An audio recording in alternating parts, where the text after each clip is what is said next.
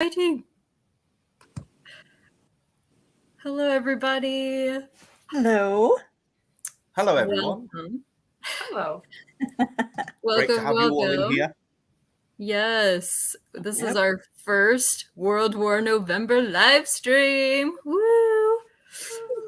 And somehow we got it all together to do it in October. Just about. Considering I left it so late to tell you about it, Christy, you've done brilliantly. We're getting there, everybody. Thank you so much for joining us. Welcome, Tony. Tony sent me a great email with tons of great ideas for reading for World War. And I think he left it on your channel too, Tristan. Yes, I did notice. So thank you for that. I actually got a lot of people leaving stuff. And now I feel really bad if I've left any out. It's nothing personal. Welcome, everybody. Thanks for being here. Yes. Thank you so much for coming. Do you guys want to, maybe we should start with introductions. I'm sure everybody's here because of you guys, but we'll introduce you anyway, just in case there's somebody new. So Peg, do you want to start? Hi. Yes. Hi, everybody. I'm Peg. I'm at the History Shelf. I am your history-loving reader here. Been on YouTube for about 4 years and just love reading history, historical fiction, nonfiction. And of course, I mix in some fiction as well. So, we get a little bit of everything here mostly, but it's just 90% of it's history. So that's me. Terrific. Sounds like you're perfect for this readathon, Peg. I enjoy World War I studies for sure. Welcome, Bethany. Thank you for coming. Chelsea, would you like to go next? Sure. I'm Chelsea. My channel is Voyage of a Time Wanderer. I made my first videos in 2017 and then immediately took a hiatus and have been back kind of sporadically since 2020. And my first love is historical fiction, but I also really enjoy reading classics, mysteries, African literature, and in the nonfiction realm, I really like social history related to my family tree. And so that's kind of the reading that I like doing, and I'm a Canadian booktuber. Perfect. Thank you so much for joining us, Chelsea. I'm excited to be here. Tristan, would you like to introduce yourself next? Yes, my name's Tristan from Tristan the Classics. I cover classic literature, and you'll find that the memoirs are all classics that we're going to be talking about, as well as other books. They're not all classics, but the memoirs are. And the reason I've not seemingly been paying attention during all of this is because the little job I had to do of setting up the poll, I forgot to do in my excitement. And I've been just putting up the poll. So we'll talk about that in a moment. Yes. So we're going to have a poll over on Tristan's community page. And that is, oops, we lost Bill. Hopefully he'll come back. So we're going to describe all of the books that Tristan is putting on the poll right now. And the poll will help us choose. Sorry, let me close Boxer. The poll will help us choose our group pick for this readathon. So you guys are making the readathon as we speak. We're figuring it out live. So once Tristan's poll is ready, he can let us know. And you guys, I've just posted it. Perfect. I'm not techie, everybody. I'm very much at home with quill and pen. The wheel was a revolutionary invention for me. And I've just put it up, so it hasn't got pictures in it. It's just a written one. In keeping with my obsession with things before the 20th century. Well, apart from World War I, of course, because that's afterwards. Fantastic. This is a newbie question with StreamYard. Can we see the poll on our side, Christy, or where would I look for that? I might be able to screen share to show you guys what it looks like and then link it. Okay. It's going to be on Tristan's community tab, Peg. So we're going to be able to share it all into our community tabs, and then it's not tied to the live stream. People can access it after the Thank you so much. I tried to figure out how to do a poll on the live stream, and I just couldn't figure it out. So I know some people can, but anyways. So I will share that. But why don't we, Luddites Unite. Hey, that's me. Oh, Shelby. Just a quick programming note. I just got a message from Bill. So his person arrived at the house early, so he had to run. Oh, okay. He's going to try to jump in back in as soon as he can. But I could, if you want me to, I can read his memoir, like the synopsis of the one he's chosen. Why don't we do that last? McGill's, hasn't he? Yeah. Yes. Yeah, we'll do that last in case he gets in. Okay. Yes. So right. while I screen share and send a link to Christian's I keep saying Kristen and Christian. Sorry, Tristan. Call me what you like. I've been called worse. So while I do that, why don't we each describe our memoirs? Okay. Tristan, do you want to start by describing yours first? Oh, I get to go first. Okay. So my memoir, out of the 5 that are up on the poll, is unique. We're like pitching this. It's like The Apprentice. We're pitching our books, right? Mine is by the poet Siegfried Sassoon, who was quite a remarkable and quirky character.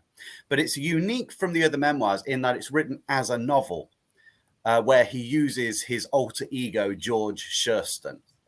And through a novel form, he's able not only just to relate all the events that happen in the novel are almost all real, going through the trenches, getting injured, being shot at, going out into no man's land.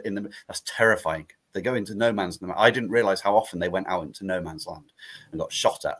And then he also faces problems of being accused of dissent and being court-martialed. And all that's done in novel form. And the reason he does it is, one, I think it allowed him, there's the poll right there. Not very classy, but there you go. What it allowed him to do with the novel form was it couldn't be interpreted as treason that way. And also it allowed him to allow you to be there with him as if you were the person. So as opposed to just reading the memoir, you become George Shurston, which is what the novel's particular effect. And so you can have his inward thoughts as well as, simultaneous to the action going on, like you see in a novel. It is a classic in World War I memoir history. And Sassoon himself was a poet. He used to be a romantic. That comes across a little bit in his style, but the war sort of shot him off from all of that. He said, he went to the school of there's no truth too inglorious kind of thing. And there you go. There it is. Memoirs of an Infantry Officer by Siegfried Sassoon. So that's the book that I've brought forward to the table. Okay. Thank you so much. All right. Okay, Chelsea, you go next. Yeah. Okay, I am excited to be presenting Testament of Youth by Vera Brittain. This is a memoir of a middle-class British woman who was studying English literature at Oxford when the war broke out. And after spending the first few months of the war watching her brother and her fiance go off to war, she decided that she didn't want to stay continuing studying and feeling kind of useless in the war effort, and ended up volunteering to be a nurse over in France. And so this is a memoir of her experiences during the war. It was published in 1933 based on her diaries and letters that she had kept from her time. And it kind of chronicles not just her experience during the war, but also carries forward into the interwar period and how her experiences during World War I turned her into a pacifist activist. It's definitely considered to be a classic within the memoir genre for World War I. It has literary merit as well as being a really interesting text from both a feminist perspective and a pacifist perspective. And it was made into a movie in 2015, which I really enjoy, that has a cast that includes Alicia Vikander, Kit Harington, Taron Egerton, Colin Morgan, and Dominic West. So that is Testament of Youth by Vera Brittain. Excellent. Thank you. Just thought I would show the cover. That was really good. That was excellent. Thank you, Chelsea. If anyone's wondering why we're not individually holding up the books, it's because the poll hasn't been agreed upon. Oh, well, the polls have been agreed upon, but we don't know who's won, so we don't want to go out and buy 5 books. Just for the sake of it. The price adds up, especially when you hear what's coming later. That's right. Yes. Do you want to go next, Peg? So this is a book, actually, it's new to me, and I went ahead and ordered it because I could read all day about World War I, so I might be reading a lot of these that you're already pitching. This is Undertones of War by Edmund Blunden. Now, I had never heard of Edmund Blunden, but he was another poet. He wrote a lot of similar type poetry along the lines of Siegfried Sassoon. And this novel, no, it's not a novel. Sorry, it's a memoir. It's an autobiography. It's basically Blunden's story of what he went through. He enlisted at the age of 20, and he was involved in the battles of the Somme, Ypres, Passchendaele, and just another one of the poets that just were totally disillusioned with the mass, unthinking slaughter, that they witnessed and went through. And so just kind of reading from the back of the book, because again, I have not read this yet, but I'm going to. He kind of highlights the horrors of trench warfare, the absurdity and feeble attempts to make sense of the fighting. And then he kind of filters that through his lens of being a writer, being both a soldier and a poet at the same time. Yeah, and he actually won the Military Cross. Yeah, Undertones of War is his experience, and it says here that it kind of deserves a place on the shelf with Siegfried Sassoon's poetry and Robert Graves's Goodbye to That, which is another Goodbye to All That, which is another classic. Yeah. I don't know if you have more to say on that, Tristan, because I know you said he was a brilliant writer. London is outstanding. Like, his grasp of language is like beautiful. He's the kind of person you imagine, you sit in a pub, some people can talk and you just like, they could be reading the menu for you and you'd be like, this is amazing, right? He's just so erudite. You mentioned the Military Cross. Sassoon won that too. He spent 1.5 hours under fire and shelling in no man's land. They were literally looking for him because he was saving and dragging back injured people from the shell craters. And he went back repeatedly for 1.5 hours and got given the medal, the Military Cross. Yeah, something tells me part of him wanted to be killed. I think a lot of them got to that, especially the poets. They're sensitive souls, Yes. But there you go. How about you, Thank Christy? you. Yes, thank you. So for mine as well, if there's anything you guys want to add, please do, because I haven't read this either. So, but it sounds really interesting. So thank you to Tristan for picking out all these memoirs for us, because they all sound like definitely worth reading. Absolutely. So the one I ended up with was The Great Push, an episode of the Great War by Patrick McGill. So McGill was a soldier, and he was in the Battle of Loos. And that is what he's writing about in this memoir. He's writing about the experience of soldiers in the trenches. And it's apparently one of the most vivid English accounts of a battle, period, that was published while it was still in progress. So that's fascinating. So I guess he was writing while the battle was still happening, which is just, that's crazy. So, yeah, he was serving with the London Irish Rifles. So that's what I got out of it. So, but if there's more to add, please do. I think right at the beginning, he caught a bullet and he was taken to the field hospital, so about, 30 kilometers behind the line. And he could hear the guns going. He could hear the barrages, the fighting.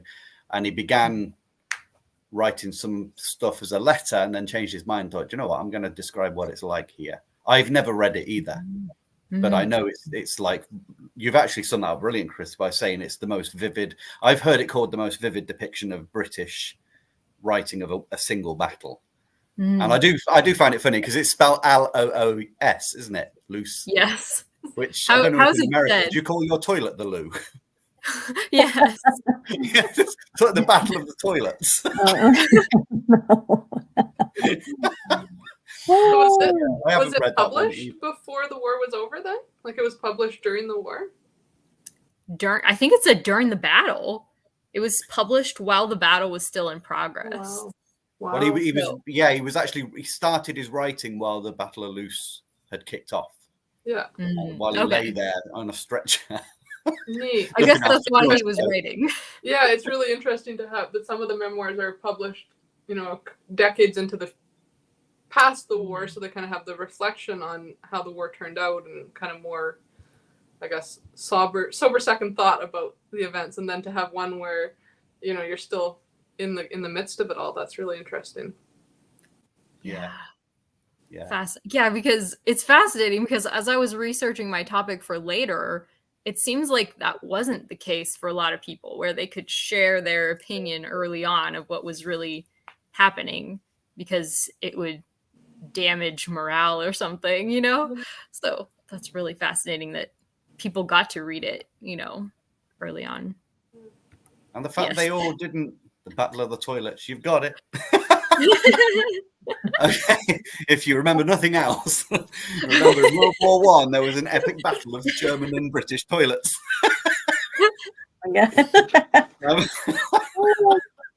I'd love to hear that.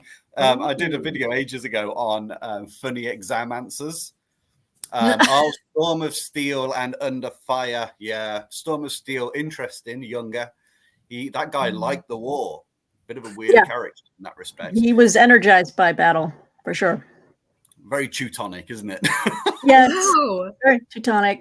I actually picked up Barbusse's Under Fire a few months ago after I read a history called Soldiers Don't Go Mad by Charles Glass. It was a history of Craig Lockhart, which was the place where Sassoon and many of the shell-shocked gentlemen, the soldiers went. And Sassoon was recommending that autobiography to his fellow people there, Under Fire, like, you have to read this. And so I was like, oh, now I need to read it. So, I mean, there's so many possibilities, Tony, for sure. And younger Storm of Steel, I was aware of that too. But the whole thing is just to energize you guys too. To read. And of course, if anyone wants to pick a different memoir, they can. But there's the one that's polled is going to be the one everyone's reading. It's the main event of the whole November. But if you're looking for it, Goodbye to All That's not on here. Of course, that was fantastic by Robert Graves. And if anyone wants a French perspective, you've got Barbousse, and and you've got what's his name, Barthez, who writes Poilus, which is a French infantryman. But he focuses on the trauma that the French people went through, having their country occupied for 4 years, being shredded. So, there are some big ones out there, for sure. Were you going to cover Bill's for us, Peg?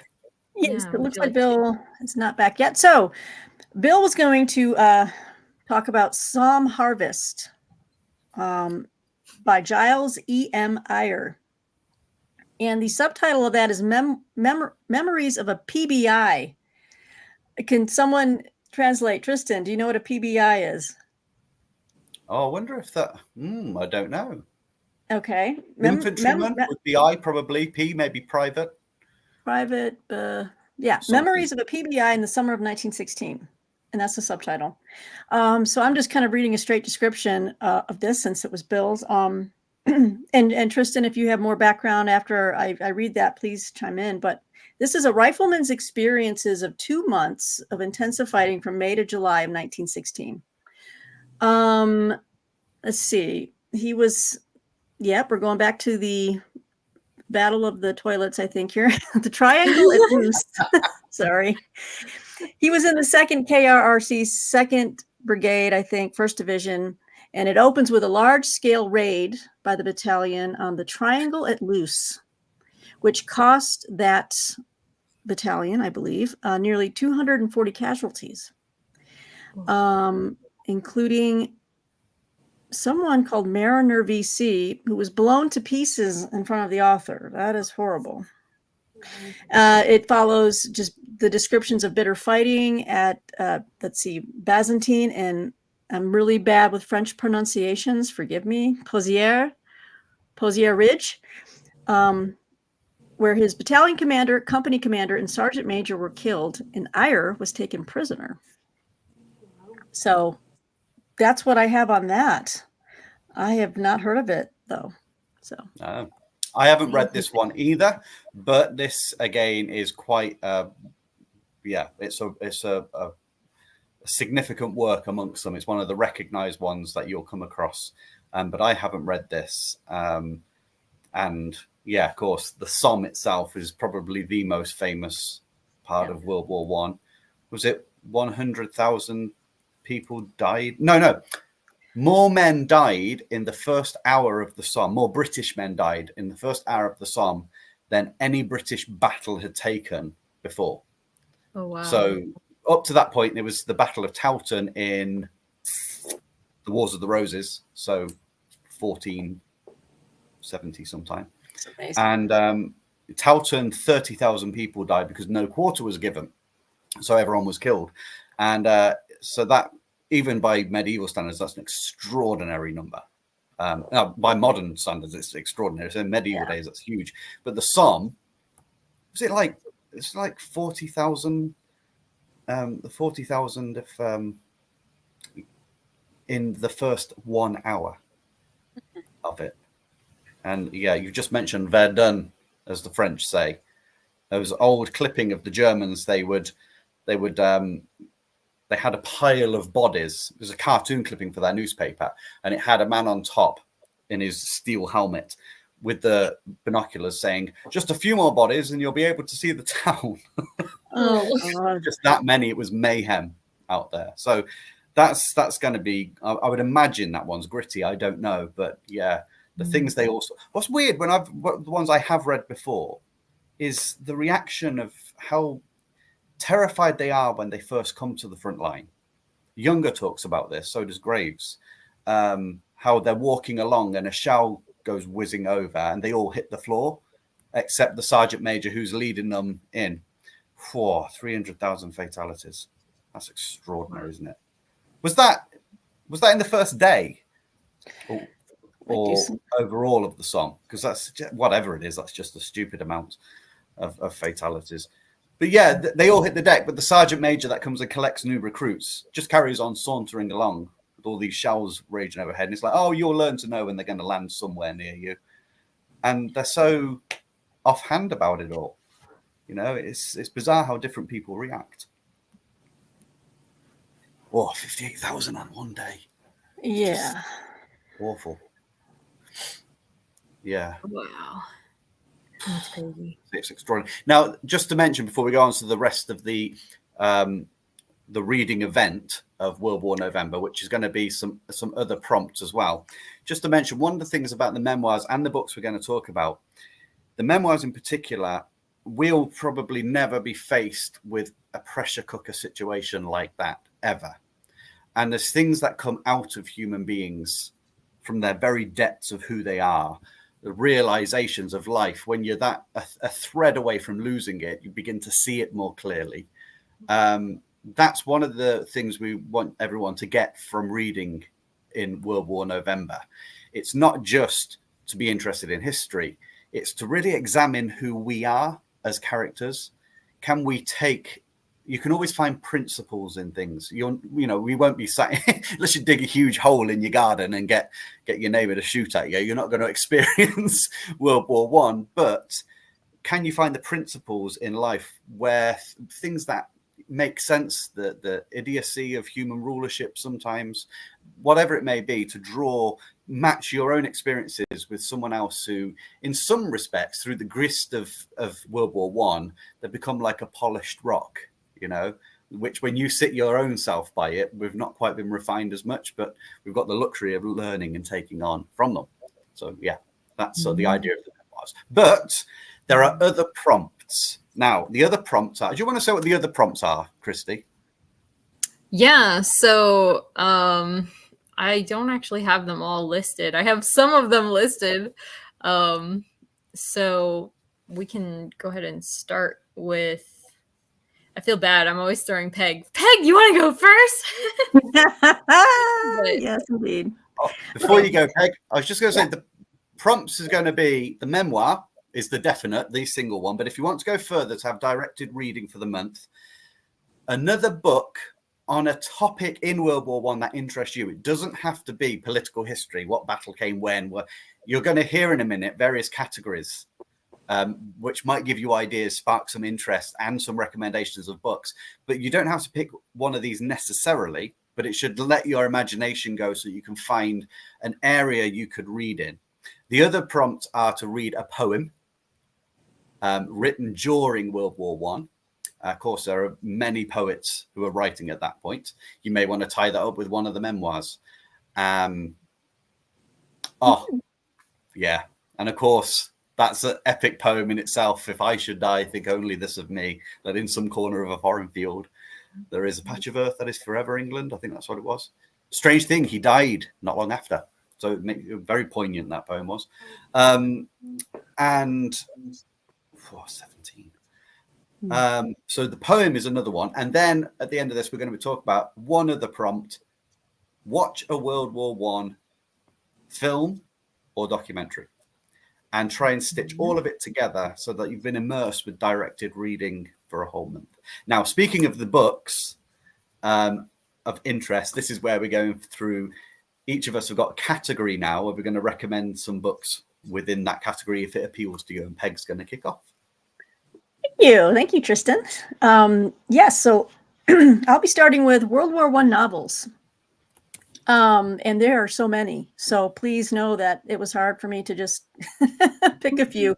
And we can always add on, I think, or suggest more as the month goes on, I guess. But I mean, and if you have suggestions in the audience, please pop them into the comments in the chat. I'm going to start off with one that is on my shelf to read, and I've heard it is a classic. It says it on the book jacket, everything else, but I'm going to be recommending, because I'll be reading it, John Harris's Covenant with Death. And it's blurbed everywhere. The classic novel of the First World War. It's about English soldiers. The main character is Mark Fenner, and he's coming from Sheffield. They answer the call. They're all patriotic. It takes them through, England, a stint in arid Egypt. He's learning about Mark Fenner. He's known as Fen. He becomes a natural leader. And also it all is basically leading up to that day in 1916 on the Somme. So I'm really looking forward to this. So it's Fen and his band of brothers are sent to the Somme, and this ordinary hero discovers what it means to fight for your life. So Covenant with Death by John Harris. Tristan, have you read this book or have any thoughts on it? No. Sounds great. It's a nice big book, almost 500 pages. It's got a gorgeous cover. It doesn't it, though? Call me shallow, but that does it for me. I can tell this is going to be one of those meetings where I have Goodreads open on my laptop on the side, and I'm just like, want to read. Yes. Yeah. Yes. I've just heard this one, and I'm like, I have not read Covenant with Death, so I'm going to be recommending that. Also, I would like to recommend a trilogy that I have begun, but it's the Pat Barker Regeneration trilogy. Has anyone read Pat Barker? I think it begins with Ghost Road or something like that. This one looks at the main characters include Siegfried Sassoon, the doctors at the like what they call the Shell Shack Trauma Center at Craig Lockhart Hospital, where they went during the war for brief. They would leave the front, try to get some treatment, and then go back to the front. They were wrestling with especially Sassoon, like you were mentioning, Tristan. He almost had he was against the war, but he felt guilty about leaving his men at the front, and he was really just fighting for his unit, for his brothers, and felt guilty about being on leave because of his his injuries plus his mental state. So anyway, the Pat Barker trilogy kind of goes through this, and it's called the Regeneration trilogy, and there's 3 books There's 3 books in that, and I've read the first, and I'd like to continue reading that, but I would recommend the Pat Barker trilogy. I'm trying to find the other titles for you. It's oh shoot, guys, sorry. So it's Ghost Road, Regeneration, and The Eye in the Door. They're probably not in order, but that's another. I don't have the set in front of me to show you. That's another one. And then of course, and I'm not trying to, I might have more later, but let me just say you have to read, especially if we're going to be recommending this movie, which I'm going to be recommending, is All Quiet on the Western Front. Yeah. And that is written from the German perspective. Obviously, that is all about Paul Baumer, a young German enlistee. Everything that he goes through, I read this years ago. I'd like to reread it. It is so powerful. And if you haven't read All Quiet on the Western Front, you really need to. Netflix recently aired a film. It was German, so it's subtitled, but so powerful. And it just brings home the horror and the psychological hell that a lot of these soldiers went through. You know, from optimism and excitement to go into war, which you can see in any type of war that begins. Everyone's rah, rah, let's go, can't wait to go. It's going to be an adventure. And then reality just hits you like a train, you know, and how the psyche just kind of shatters, you know, and breaks down. And it's fascinating and horrific, but a great insight into the human, you know, the human condition. So I would like to recommend All Quiet on the Western Front by Eric Maria Remarque. Sorry. I was thinking of another author entirely. Interesting middle name, isn't it? Maria. Yes. And so It's for his some mother's reason name. I had a Spanish author going through my head. Yeah. Oh, Tony thinks it's a terrible adaptation of the book, and it might be, but great cinematography. Yeah, there's a scene in the one of the shelled out craters during a battle that he faces off with an English soldier. I think it was English, or it could have been French, and it was brutal. It was just brutal. It brought home what warfare, hand-to-hand warfare, is really like, and if you can still see the human on the other side of that uniform. So yeah.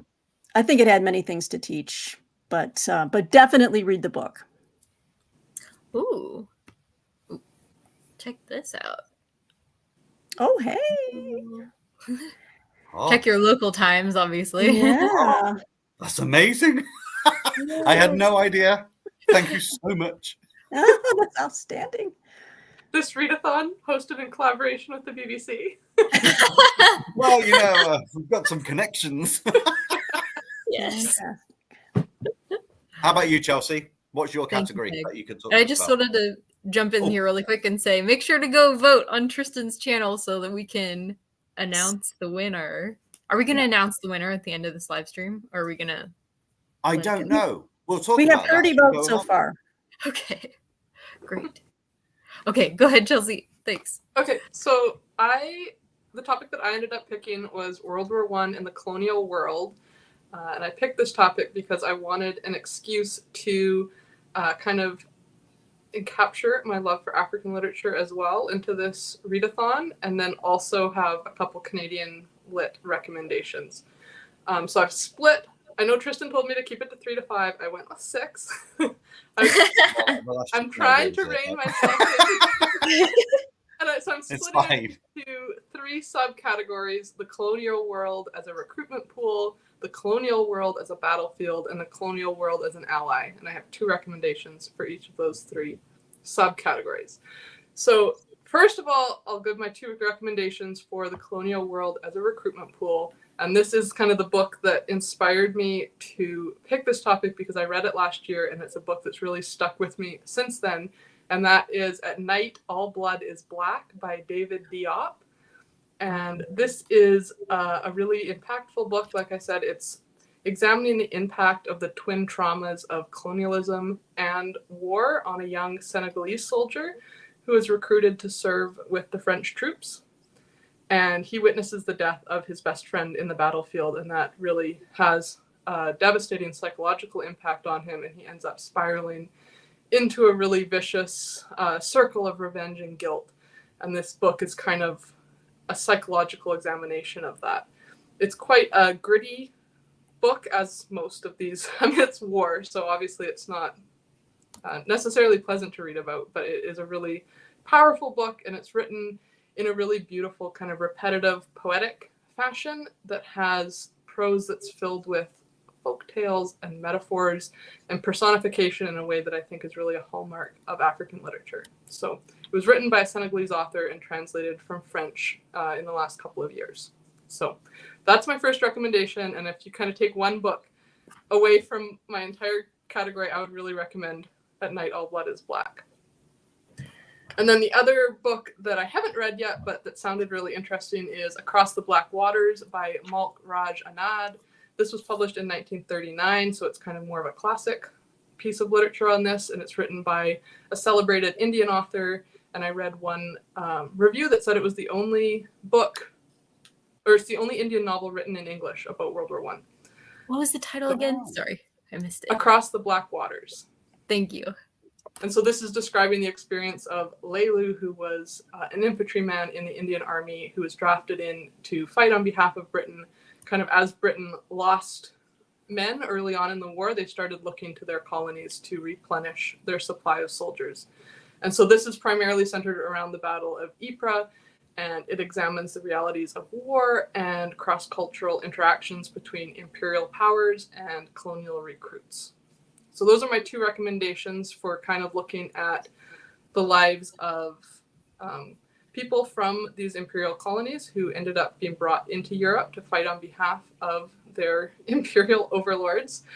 And so then my next category, and this is the category that I'm planning to kind of read from, was The Colonial World as Battleground, because I really wanted to look into more about the East Africa campaigns.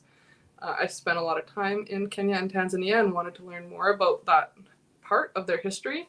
So I have a fiction and a nonfiction recommendation for this. The first is one that I actually own and haven't read yet, which is The Book of Secrets by M.G. Vasanji. This was published in 1994, and it won the very first ever Giller Prize for Canadian fiction. The author was born in Kenya and grew up in Tanzania to immigrants from India, and then he has moved to Canada in his university years and is now a Canadian author. And it's a dual timeline historical fiction novel that's about a school teacher in the 1980s who finds a diary in the back of a shop in Dar es Salaam. And it's a diary of a British colonial officer from the First World War time period. So the officer was stationed near Mount Kilimanjaro, kind of right on the border between German East Africa, which is now Tanzania, and British East Africa, which is now Kenya. And it was a town that was primarily populated by Indian immigrants. And so this diary apparently is detailing the conflict and the impact of the conflict on the East African civilian population. So I thought it sounded like a really interesting juxtaposition of kind of, we have the Asian immigrant experience in Africa, we have obviously the local African population, and then we have the colonial military officer. So we have kind of a really interesting mix of perspectives on the East Africa battlefield. So that's my fiction recommendation for the prompt. And then the nonfiction book that I'm hoping to pick up to kind of pair with that has kind of a funny title. It is Mimi and Totu's Big Adventure, The Bizarre Battle of Lake Tanganyika by Giles Foden. And this is a nonfiction title about the East Africa Theater. And all the reviews I've read have said it's a really readable piece of nonfiction that is kind of funny at times, just because it's almost a comedy of errors, the story of this battle. And so it tells the story of the Naval Africa expedition that sent 2 gunboats, and these gunboats were nicknamed Mimi and Toots, and that's where the weird title comes in. And they actually had to bring them from Cape Town by land up to Tanzania. So that's quite an expedition, kind of hauling these gunboats up to confront German steamers on this small African lake. And it's the true story of the events that inspired the classic Humphrey Bogart, Katharine Hepburn film, The African Queen. Oh, wow. Wow. So I think that sounds really interesting, and that's what I'm planning to pick up for sure for nonfiction for this month. And then lastly, the colonial world as ally. And I wanted to talk a bit about the Canadian experience because at the time, although Canada had had our confederation, we were still very much tied to the UK. We weren't able to declare war on our own. So when Britain went to war, Canada was automatically at war because a lot of our legal and political system was still deeply enmeshed at the time. And for both English Canadians and French Canadians, the kind of that tie to the motherland and going back to defend the motherland was really pushed in propaganda at the time. So it definitely played up on old colonial ties to kind of try to inspire enlistment. So the first book that I have to recommend is a classic, and it's one that I would recommend if you're looking for kind of a softer read for World War November, and that is Rilla of Ingleside by L.M. Montgomery. This is the final novel of the Anne of Green Gables series, but I would say you could read it as a standalone novel. It centers around Anne's daughter Rilla and her homefront experience of the war, coming of age while watching her brothers and her sweetheart go off to fight. And this is the only Canadian novel written from a woman's perspective about World War I by a contemporary who actually lived through it.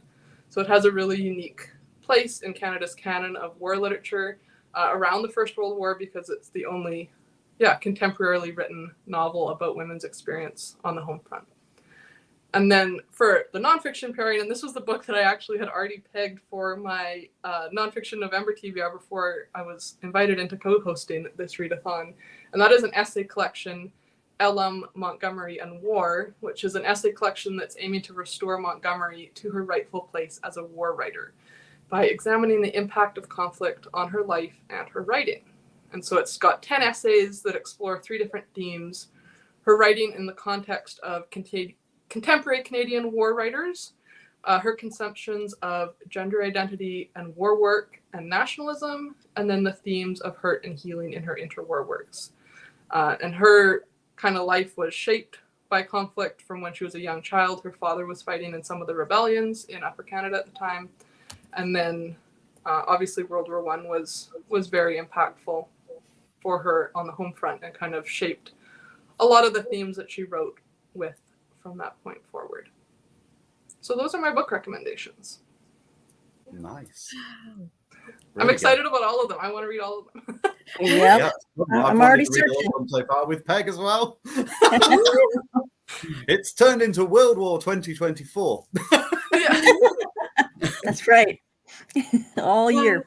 And then Christy, you go now. What's your topic? Okay. Well, my topic was I'm really grateful I got to choose this topic. I find this really fascinating. But I haven't read that much about it yet. So, but the books that I've just touched the surface just barely about, the first one, which I'm really excited about, is Propaganda Technique in the World War by Harold D. Lasswell. So let me pull up. So Lasswell received his PhD from the University of Chicago in 1926, and this is his dissertation. His dissertation is Propaganda Technique in the World War, and it analyzed the various government information campaigns of World War I. And so because he published this, he later was appointed chief of the experimental division for the study of wartime communications at the Library of Congress in World War II. So I thought that was really cool. His role at that point was to review and evaluate Nazi propaganda films. So he became kind of an authority, I guess you would say, on the topic of propaganda. And I'm just like wild to read this. I really want to hear what he found. He also wrote several other things that sound really interesting. So yeah, we'll see what we can all get to here.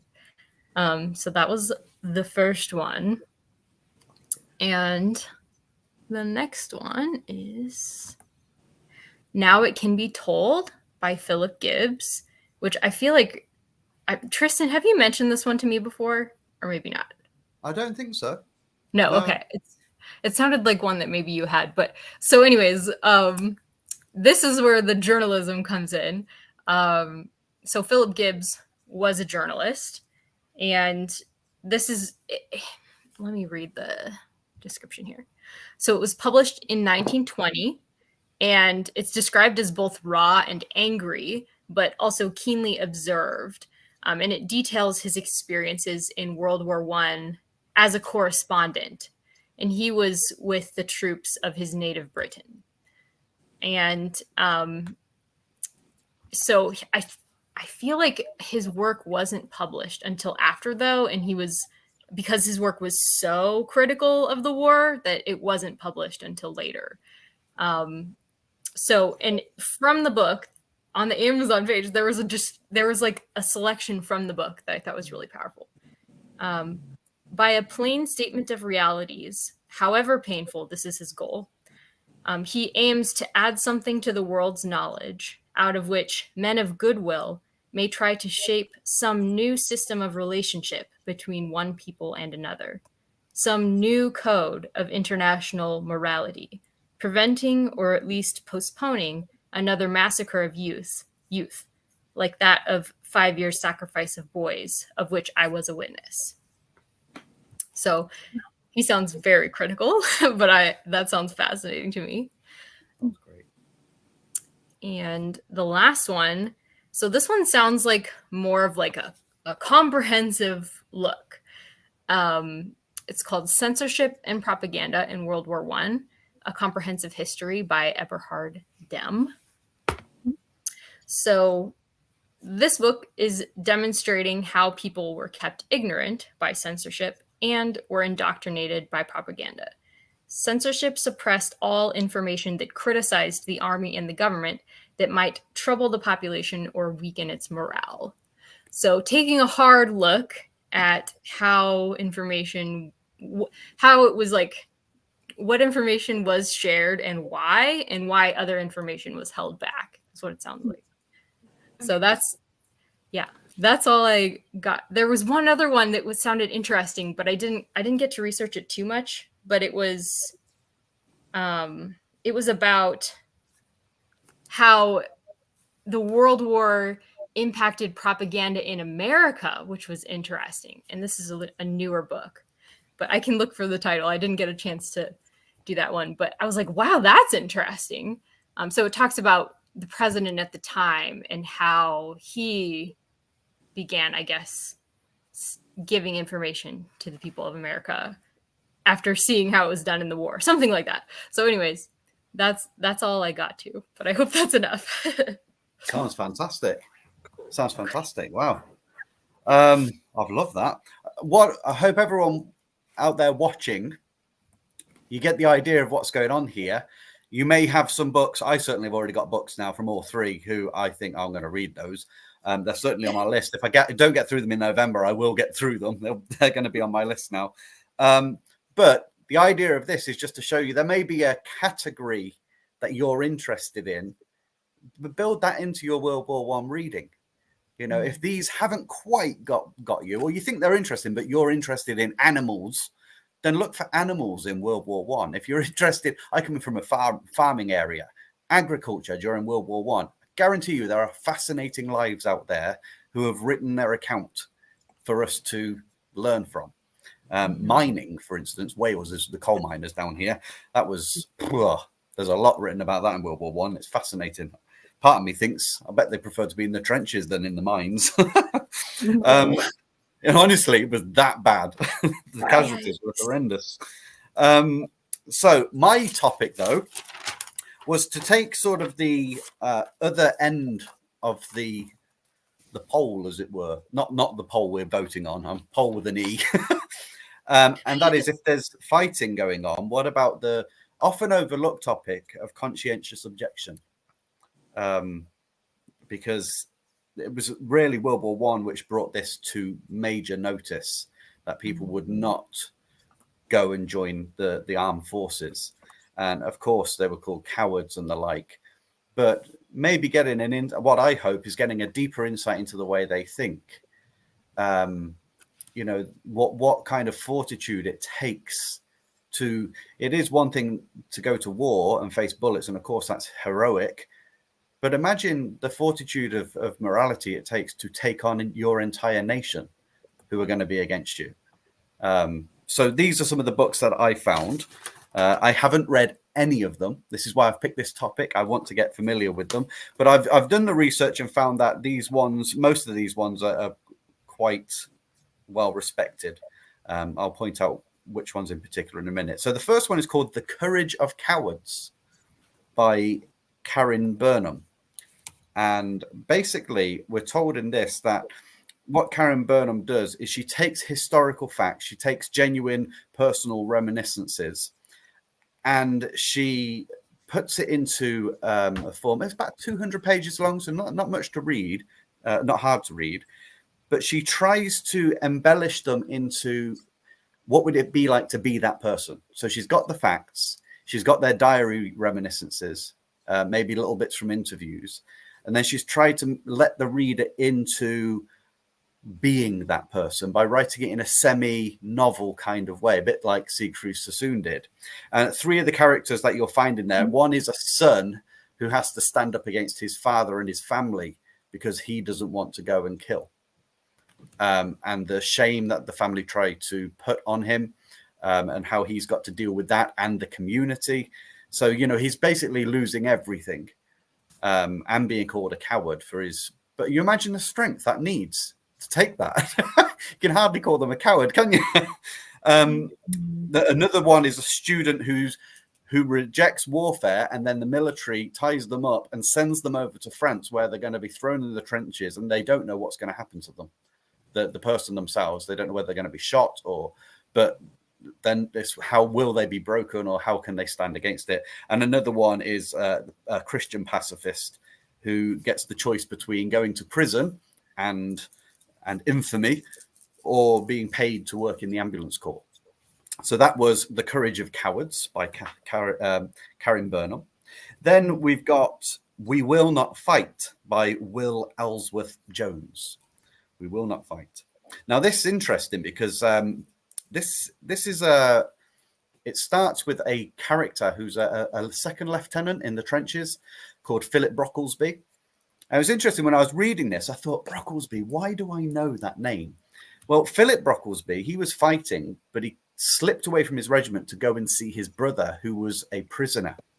But he wasn't a prisoner of war. He was a prisoner of his own government, because he refused to fight. And they have quite an emotional meeting. And it starts there that Will Ellsworth Jones tells the whole story of this person who could be facing the death penalty, being shot at morning. But they tell the whole conscientious objector mindset, difficulties, perils through the history of one family.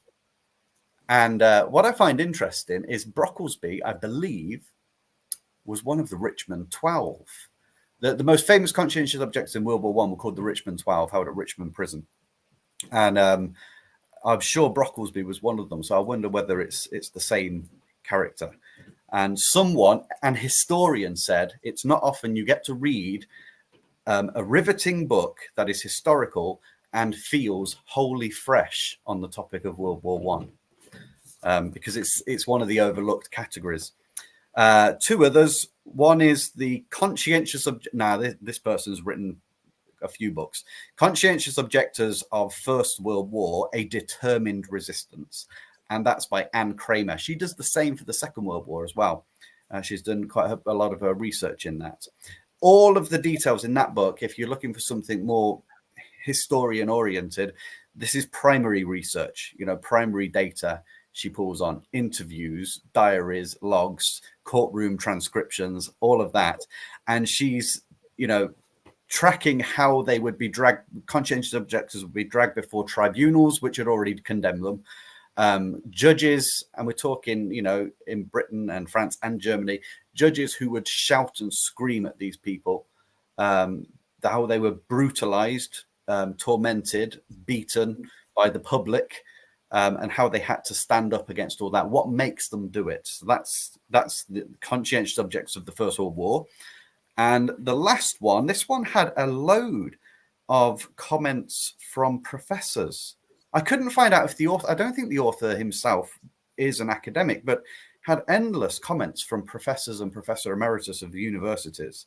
This was called Bible Students' Conscientious Objection in Britain, and it's subtitled For the Sake of the Kingdom. And you can get from Bible Students, as a Christian group. And it's looking at the stance of the International Bible Students today are known as Jehovah's Witnesses. I think today they're the biggest the biggest organization of conscientious objectors. But they were involved in all of this in World War I. I know some of them were part of the Richmond 12 as well. And this is all a lot of primary research. And yeah, I don't know much else to say about that, except that it had like loads of comments from academics saying that this has added quite a lot to an interesting topic, but that hasn't been said yet. So that was another one. Frankly, I could read them all, probably will at some point. I'm not sure which one I'm going to pick first, though. Out of mine, I'm probably going to pick We Will Not Fight, because if that's Brocklesby, that's part of the Richmond 12. So there you go. That's my stuff on conscientious objection. Fantastic. I have got so many books now that I want to get. I'm like Chelsea. I'm like typing them in and I'm saving them off to the side. I'm trying to take them from the chat before the chat disappears. Yeah. So many great recommendations, things I've never heard of. Great ones. Yes, thank you to everyone out there. Thank you so much, guys, for sharing all of your thoughts. Yeah. That's Now, fascinating, Tony. Oh. Yeah, sorry, I just changed it. Sorry, no, it's fine. John as well. Solzhenitsyn's August 1914, the wheel, because he does 3 of them, doesn't he? Oh, yeah. Oh, yeah, you said that. The first 2 on my shelf, and I plan on getting to them. I definitely want to read the Red Wheel. Yeah. Ooh, I haven't even heard of the Red Wheel. And I've added this to my list, and Quiet Blows the Dawn. So thank you for these recommendations. Yes, thank you so much. A question for everybody. When you're reading, whatever you choose to read, here's one way to make an event like this really insightful in your reading. And that is, ask this question as you've read through the whole month. How much have we learned? Has anything changed? Where did the real errors lie? And interestingly, because we don't see trench warfare ourselves physically, think about this. How many people, maybe in the modern day, have got entrenched ideas, so vehemently entrenched that they spend their time mortaring the other side, trying to destroy them? You know, people in the same country. It can be on all sorts of topics, but people try and crush their opponents. When you think of it like that, even ideologically, it could be that modern society hasn't learned. It's waging, a trench warfare of the mind. And these books, as we read them, has anything changed? And will it accomplish anything? I mean, if we see what happened back then, will the same mental attitude is well, I think you know what I'm trying to say. Try and draw parallels to today and your own life and see, because it always gives you an insight into yourself, that kind of thing. I always ask that question. Have we learned anything? Yes. That's a great exercise, I think, for us reading. I already know my answer is no. Okay, I think we all do. So here's the added thing. Maybe be like, see how many details we can spot of maybe the details that prompted such failings, the attitudes, all those kind of things. Yeah, the human attitudes and I guarantee if we're honest, we'll all find some of those negative attitudes in ourselves. And the good thing is, the smart person learns from their mistakes. The wise person learns from the mistakes of others. The fool learns from neither. So yeah, that could be quite good to try and draw those connections. You don't have to do that, but that's how I will approach reading on a topic like this. I love it. Excellent. Now, I know that Bill had to drop out, but he was going to present his category, right, which was straight history. So is that something I'm not sure how we'll get that presented. Maybe Bill can do a short little video of his own when he's back. We will kind of, work that out on the back end, guys. But well, for anyone watching, could you go and subscribe to Bill's channel, and then we'll tell him to put his thing up there, and you can all see it, because he's done some hard work in looking up proper historical books. Is that right, Peg? He's been yeah. I think he had some suggestions for just World War I histories. So please do go to his channel, subscribe, and hit the notification too, so you can see when he posts his video about those. And we'll just have him do that when he's back, or when he's free, when he can do that. Okay, brilliant. Before we go on to films, can I ask each of you, is there any book that you've heard the others present that you like the sound of? By the way, Kay, who's left this comment here, that sounds fascinating. Where Poppies Blow, the British Soldier, Nature and the Great War.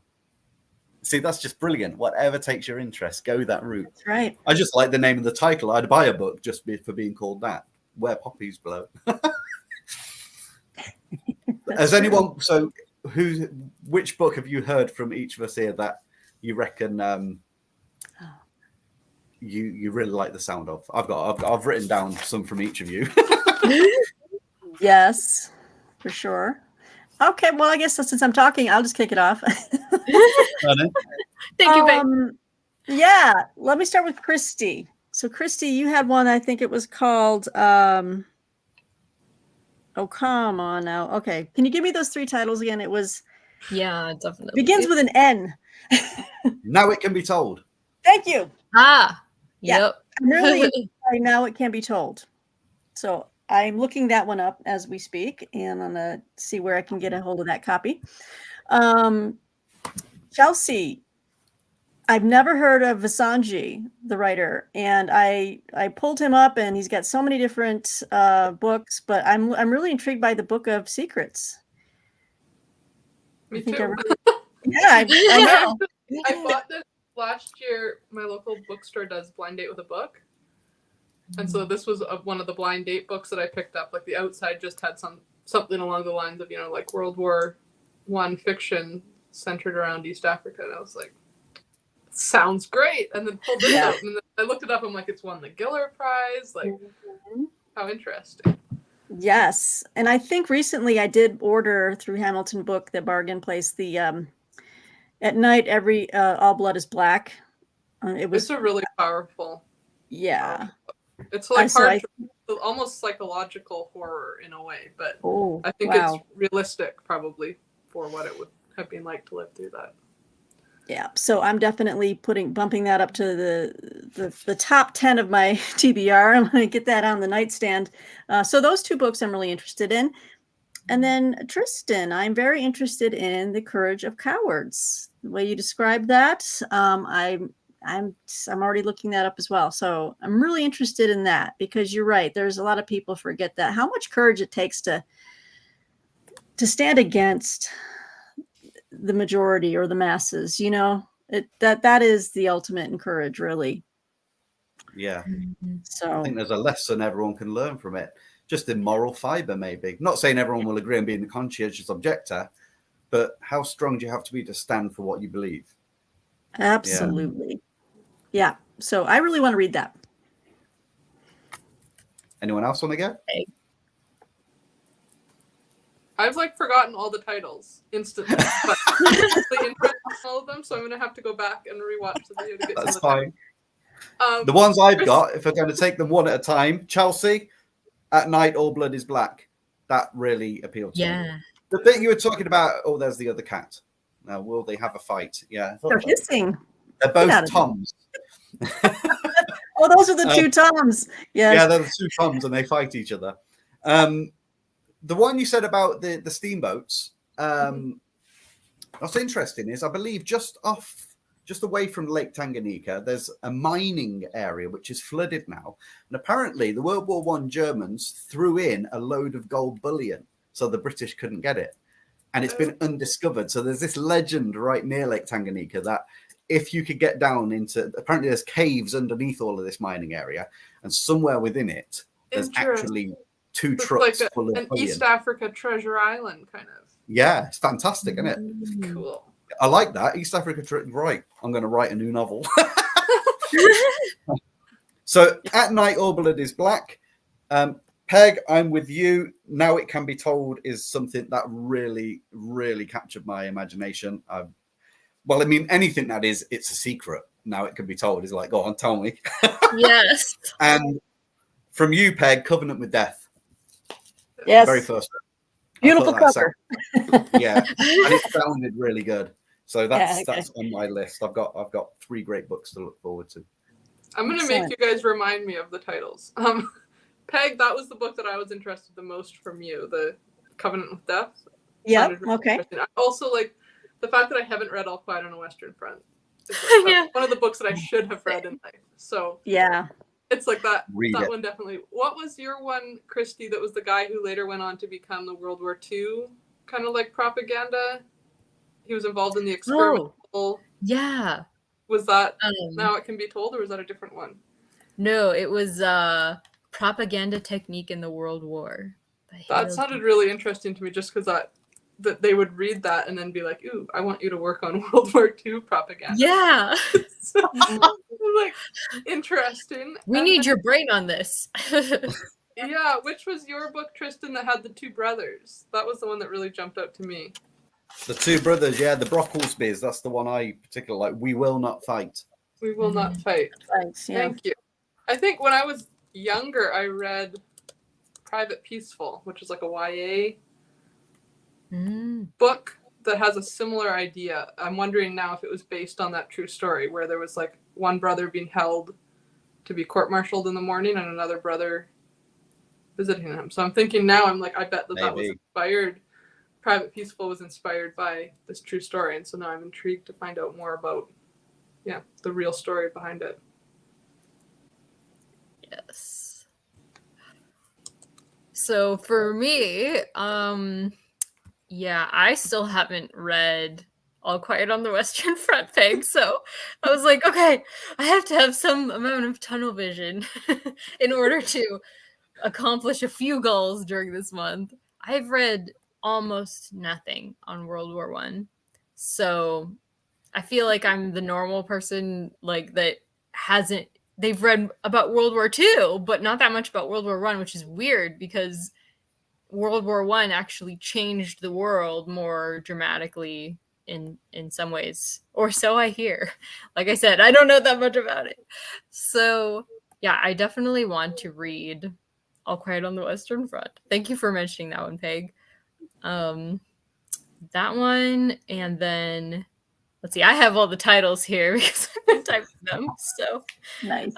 Honestly, all of Chelsea's, I was just like, I need to read them. Good stuff there. Wow. Trying to pick one is going to be, I mean, just the title of At Night, All Blood is Black. I'm like, okay, this might be the poetic take I need. Like, that is such a title. Like, wow. But yeah, they all really sounded good. Yeah. And then, of course, we're not beholden to read all these in this month, but you may be. yeah, I know, because we haven't even heard Bill's yet. So yeah, exactly. We don't even know what our memoir is going to be yet. So. Exactly. So we may not be able to get through 6, but I've just found it fascinating listening to all the recommendations. It's like, wow, there's so much out there that's just sounds great. Yes. The easiest part, of course, which is going to be nice, I think, as a prompt, is the film, because you can actually break up your reading. Yes, absolutely. Shall we talk about films? Yeah. This is the one that We Will Not Fight. Is that the one with the family that you guys were talking about? Yeah, the Brocklesbys. Yeah, that's the one that I was. Yes, that one. Oh, hey. What's up, Mark? Thank you. Oh, thank you for that recommendation. Got that book, The Good Soldier's Fake. Fake. It's quite a big book and all. Ooh. Comes with loads. The original's got a load of cartoon drawings in it as well. It's quite fun. Wow. Ooh, yeah, it's almost 800 pages. Yeah, it's a biggie, but it's a sort of a laugh out loud. Yeah, and you might need to laugh as you're reading about World War I at some point. I almost included the Ice Cream War. That was like the third runner-up that had to get chopped off of my war is a battle. Colonial world is a battlefield. So yeah, I'm definitely interested in that one too. So I won't have quite as much about films. I have seen a few films. One that I recently watched, which I think was on Netflix, maybe Prime, one or the other, was The War Beneath or The War Below. There's sort of an overlooked element of the trench warfare was the sappers, the guys who used to dig underneath no man's land to get beneath the opposition's trenches, fill it with explosives, and then blow it sky high as the beginning of an attack. But it was really, really tense because once it was done I think the British did it first, then the Germans started doing it, and they could bump into each other. They could hear each other digging. And because of that, if you could hear each other digging, it meant you were pretty close. And what often used to happen is if one side heard the other and the other one hadn't heard in return, they would quickly put a load of explosives at the end of their tunnel and blow the other team up. Or sometimes, occasionally, they crashed into each other head on. And then there was literally, imagine the terror of hand-to-hand fighting in a tiny little tunnel underneath the ground. You had gas down there, which could blow up. And you see it in the film, the way they slowly had to dig, this very particular shovel that they used, and how sometimes they cut into an already existing tunnel, which was no longer in use, but the sheer fear of being like, uh-oh, we're in someone else's tunnel. What do we do now? So that's The War Below or The War Beneath. That was fantastic. Wow. I've got to check that out. Yes. Could I recommend a documentary? Oh, I don't want to step on anyone's toes, but I'm sure, I feel like everyone's probably already seen it, but you really need to see Peter Jackson's They Shall Not Grow Old. Okay. I saw it in the theater. Basically, he restores all this footage. Like, he went to a lot of effort to restore the old, like, speeded up, black and white footage, and then he put color onto it. And these men come to life like you've never seen them before, smiling, laughing, monkeying around with their fellow troops. And then at the same time, overlapping that with people reading from their stories. Wow. They even had, he used footage from, at the time, veterans who were still alive. So he incorporated actually their memories. It gave me goosebumps when I saw it in the theater. And then it came recently, I think, to either Prime or Netflix, but They Shall Not Grow Old. Peter Jackson, he's the famous director. What did he do again, guys? Lord of the Rings or something like that? Same guy? Whoa. Yeah. Same Peter Jackson. Wow, Peter Jackson. I know Peter Jackson. He's a fascinating guy because he has his own passion for World War I history. At the end of this screening, they had a bonus where a bonus viewing where he took the viewers and showed them his personal collection of uniforms. He's got personal history with his family was involved in the war, or his ancestors. And so it was a work of love for sure. Because he has an interest in World War I, and it really came through in the documentary. So I checked it out. Yeah, you'll never look at the footage the same again because he slows it down, he cleans it up, and it's so vivid. It's like, wow, it's so vivid. It's like home movies. About this. Yeah, I've never seen it, Oh, And wow. for others, this could be this could really add something to the world's understanding of history right now. Our little chat. Some might go away thinking World War One, Lord of the Rings. Elves fought the dwarves in World War One over toilets, apparently. It's a new history. Yeah. No, that sounds absolutely fantastic, Peg. I've written that down. I will watch that.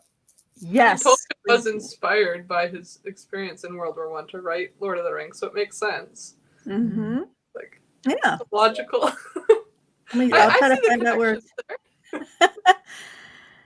Yes, it is actually available on Netflix. I just looked it up for you guys. So if you have a Netflix subscription, you will be. Yeah, you're gonna. Mind you, you're Netflix America. I'm Netflix. Netflix. Britain. So who knows what we've got? Oh, I hope it's on there. Gosh. We'll find out. Yeah, I think it is. I looked and it said see. it. I think it's on Netflix. Okay. Thank you, Tony. That's good to know. Yes, absolutely. 26-part team, good old BBC. They don't do it by half, do they? They don't. What was the film that you mentioned, Tristan? I forgot to put it up here. I think it was something like The War Beneath or The War Below, or I could be making that up. I know what it was about. Maybe that's how I've just remembered it in my mind. It's war and it's below. Yes, Below. It's from 2021, actually. Yeah, okay. Okay. I really enjoyed it because Robert Graves, I think, briefly mentions the miners, as they were called, the sappers, and how the miners hated everyone else in the trenches. And all the trench soldiers never really talked to them because they all thought you had to be a complete psychopath to work down there. But they frequently said, oh, you're dodging the bullets by being down there. But anyone that actually did go down with them realized the psychological trauma of being in a tiny little hole where you could blow up at any minute. You know quite a few films. You like some of your films, don't you, Chelsea? Yeah, I mentioned at the beginning that Testament of Youth has an absolutely incredible film adaptation. I was telling Tristan yesterday I made the mistake of the first time I watched it was on an airplane, and I was like, bawling. Oh. and I'm trying to use my little courtesy blanket as like a subtle handkerchief, and like everyone's looking at me like, what is wrong with you? I'm like, I watched a war movie on a plane. But it's really, really beautifully done. Like the cinematography is just stunning, and it has a great cast, and it's just a really beautiful movie if you haven't watched it. I also really enjoy when I was younger, I watched Joyeux Noël, which I think is sometimes marketed as Happy Christmas, which is about the Christmas truce. So it's a bit more of like a feel-good movie, not it's like a Christmas movie about people finding peace briefly. And that's really interesting because if I'm remembering right, every side was speaking their own language and subtitled. So like the French soldiers are speaking French, the German soldiers are speaking German, the English soldiers are speaking English, and then they've subtitled the different characters. I think it's Joyeux Noël or Happy Christmas. And then War Horse is obviously a classic if you're into the animal movie side of things, about a farm horse that got drafted into serving in the war. And that's a really, really beautiful movie too.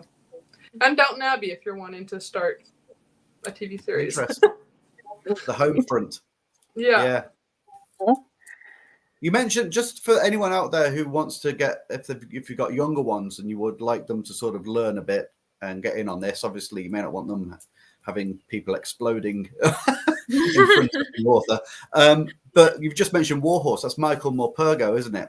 He wrote War Horse, and he writes fantastic books for kids. So that is a World War One book for youngsters, but it was so evocative that it was taken up by the bigwigs and turned into a grown-up story. But if we're doing YA/children's recommendations, I would recommend, like I said, Private Peaceful was really impactful for me as a kid. And there's also a great Canadian duology called Charlie Wilcox and Charlie Wilcox War, which is by Sharon E. McKay, I think. McKay is the last name. And that's about a young boy from Newfoundland who thinks he's getting on board a sealing ship, and it accidentally stows away on a troop ship, and he's only like, I don't know, 14, 15. Wow. What was the name? What was that one, Chelsea? Charlie Wilcox. Charlie And Wilcox. the sequel is Charlie Wilcox War. Let me just look what the author is.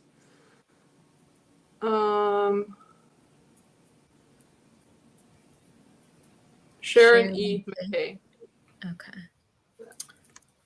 That's like a Canadian classic, I guess. And it's not a classic in that it's old. I think it's from like my childhood time period, but it's a classic in that it's really good. What are classics? We make them.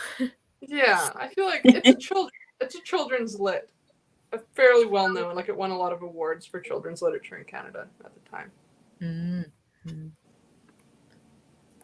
Now, of course, Yeah, just want to say for everyone as well, going forward, as soon as we reveal the poll results, I know I will, but I'm sure you guys will as well.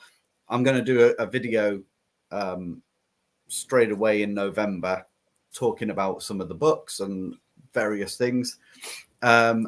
Feel free when you see that video to do with World War November I'll mention the prompts in there again. Feel free in the comments just to list, if you want, books you love, films you love, because if it's a big event that we can have directed reading on, loads of people read the comments. I do all the time. I'm always reading the comments while the video's running. And if you could put on anything, any film, any book that you think's interesting, leave the comments there. If you're doing the same, guys, I'm sure you won't mind anyone leaving lists, will you? Oh, not at all. I welcome it. Rearranged my entire nonfiction November TBR, so it's a good thing I hadn't filmed it yet because I've just changed it to entirely threw out my whole nonfiction November plan. Oh my gosh! I'm like shoehorning all these World War I titles into the prompts. I gave up filming a TBR because then I was committed and I couldn't stick to it. I actually do have ADHD, so sticking to things is hard. Like this event came by me accidentally saying, "Hey everyone, do you want to have a month of reading about World War One?" And then when everyone said yes, I was like, "Oh no, I can't."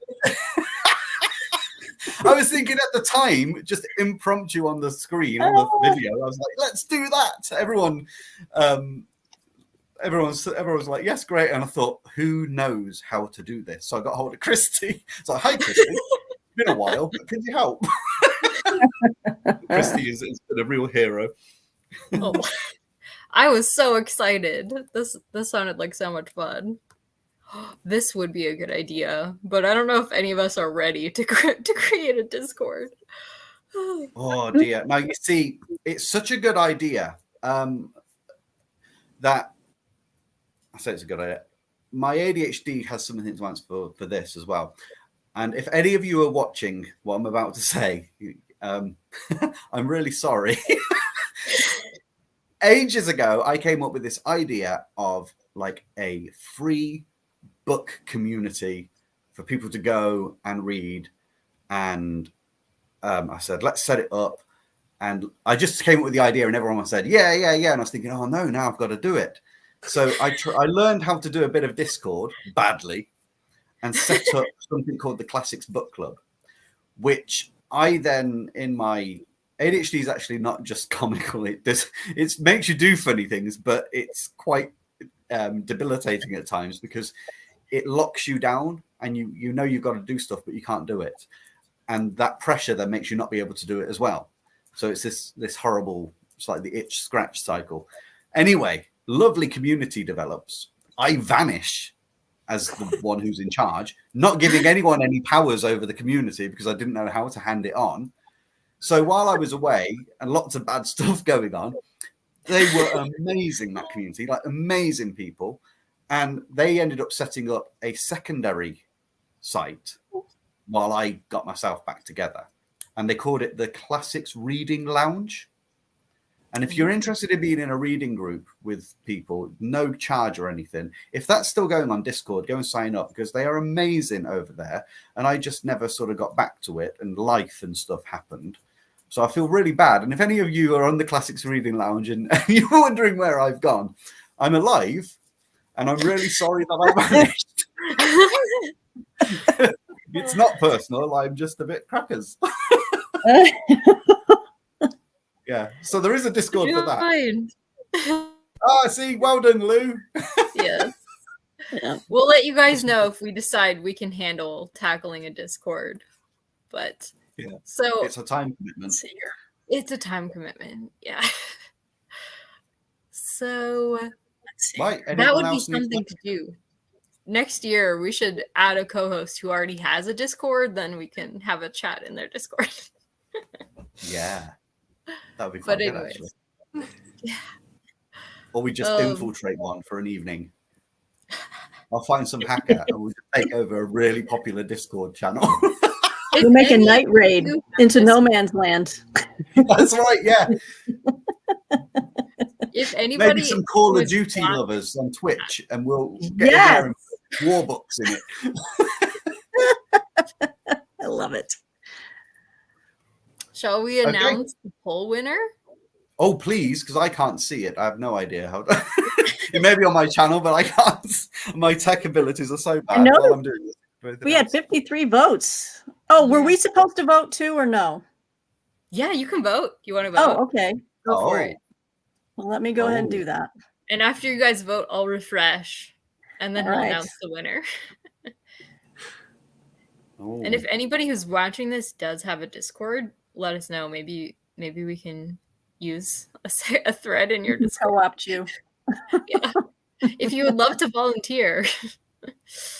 Yes. All right. All right, you voted? Discord is just I haven't. I can't work it out. It's on my own channel. It won't let you vote, Tristan. No. Okay. What were you saying? I'll go with whatever anyone says. I'm happy with all of them. Well, I don't think one vote would change the outcome. I would imagine Testament of Youth is going to destroy this. Yeah. It got 63%. It's a good pick, everyone. Yes. 63%, right? 63%. Which is great. I ordered it like a month ago, so I have it. I'm ready to go. Look at you. Oh, that's good. Excellent. Yeah. And you had hedged your bet by ordering Edmund Blunden as well. I totally did, which came in second, which I'm really pleased about. A very distant second. Oh no, tied with the Great Push. That's fantastic. I might have to get that. The Great Push at the Battle of Luz. That sounds awful. Yeah. We should have called that one. Well, I love it. So just one little last thing for the audience, everyone watching. Oh, Book Time with Albus has got Discord. Yes. Snag you. Shall we all invade Mark's Discord? Okay. I'll sign up soon. Just one thing. If you're out there and you're on any reading groups, whether it's a Facebook group or anything like that. Oh, my thing's talking to me. Okay. I've got TikTok just went off. What was I going to say? You have TikTok? Yes. I do have TikTok. Yeah, I used to run a marketing thing on there. But yeah, anyway. I just got my thoughts back and it's gone again. Well done, Book Time. Mark, isn't it? Yes, Mark. Yeah. So if you're on reading groups in Facebook or elsewhere, or you're big on Goodreads, or let people know about this event, because I know there are lots of readathons. I'm not saying we're the best or anything.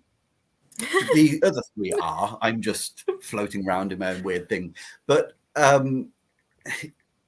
tell people, because this reading event is a little bit different in that it's a focused event around reading, but it's got that looseness to attach itself to anyone's interests.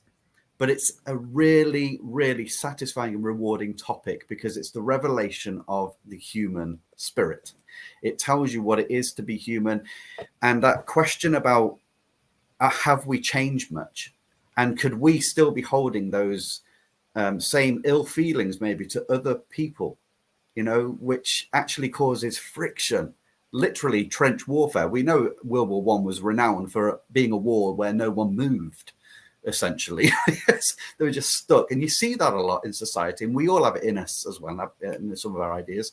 So this reading thing, if you want to post on some of the videos that you see on anyone's channel, feel free to do that, because the more people that read about a topic like this, I do wonder sometimes if people knew how useless these wars were, they wouldn't be excited when the latest one arrives. They'd know that it's a complete waste of time, you know. So anyway, that's my little thing. Recommend it to all your friends to get involved. Yes. Absolutely. Thank you guys so much. This has been really wonderful. You apparently- three are great. What was great? Sorry. You three are. You're amazing. Yes. All of you. You are. I can't tell you Yes. about Bill, but Bill will be back. Bill seems amazing, but he wasn't here. All right. Well, Lovely. I think we've covered everything we need to cover. If you guys have any questions, though, let us know. We'd be happy to answer them. Absolutely. And yes, exactly. Thank you so much for coming, everyone. And we'll sign off. Yeah, we're excited for the month. Yes. All right. Take Yeah, care. really. All right. You know Talk what, to you thank soon, you, everyone. Chris.